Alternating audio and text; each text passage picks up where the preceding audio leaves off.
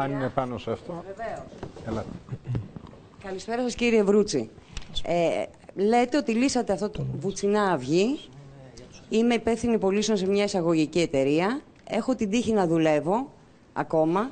Έχω την τύχη να είμαι σε μια εταιρεία που, παρόλο που έχει βάλει συνέτερο το κράτος με όλα τα κακό κείμενα του κράτους, παρόλο που είναι σε ένα πολύ εχθρικό περιβάλλον, δεν έχει χρησιμοποιήσει την κρίση για να μας κόψει μισθούς και να διώξει υπαλλήλους κτλ.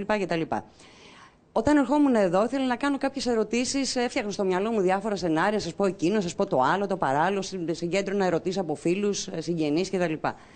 Φτάνοντας εδώ, λοιπόν, διαπιστώνω ότι οι απαντήσεις είναι προκάτ. Ό,τι και να σας ρωτήσω, το έχετε ένα φορμάτ όλο μαζί.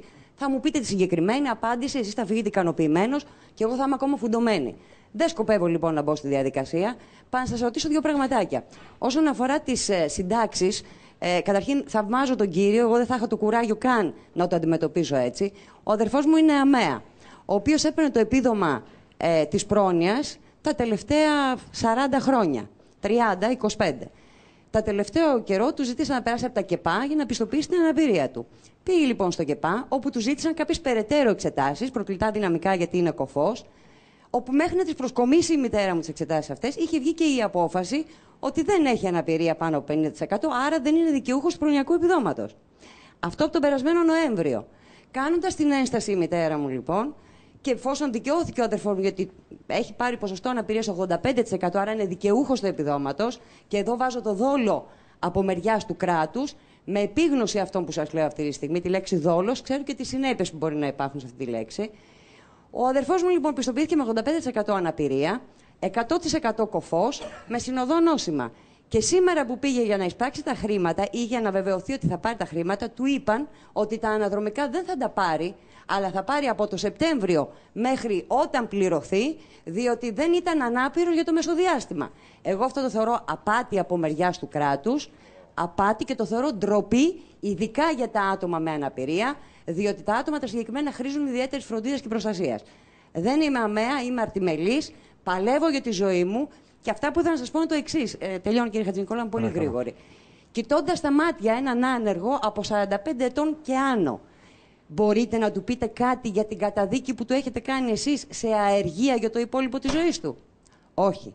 Μπορείτε να πείτε κάτι σε μένα που στα 48 μου χρόνια καλούμε να συντηρήσω μια τετραμελή οικογένεια με έναν μισθό και να λέω ευχαριστώ στον εργοδότη, γιατί τον ευχαριστώ γιατί το παλεύει και αυτός μαζί με μένα? Δεν έχετε να μου πείτε κάτι, γιατί ό,τι και να μου πείτε θα είναι ψέμα από μεριά σας, γιατί βλέπω όλες σας τις απαντήσεις ότι έχουν μια συγκεκριμένη φόρμα. Μέχρι να τελειώσει η εκπομπή και να σηκωθείτε να φύγετε από εδώ.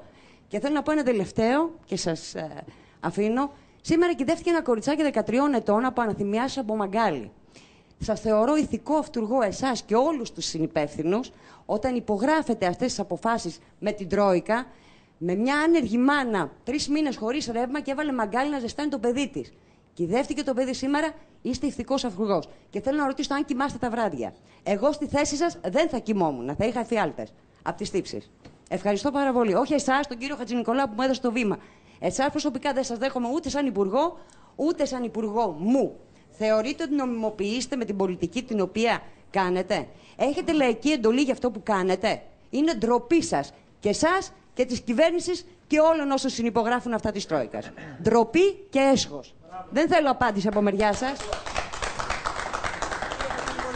Ντροπή και έσχος και δόλος από μεριά σας για τα άτομα με ειδικές ανάγκες, συγγνώμη λίγο, με ειδικές ανάγκες και όχι και με αναπηρία και με ειδικές ανάγκες, τα οποία έχουν μεγαλύτερο φιλότιμο και περηφάνεια από εσάς που στέκεστε εκεί που το γκατζετάκι σας κοστίζει περισσότερο από το μηνιάτικο της κυρίας. Προσπαθεί να ζήσει η οικογένεια.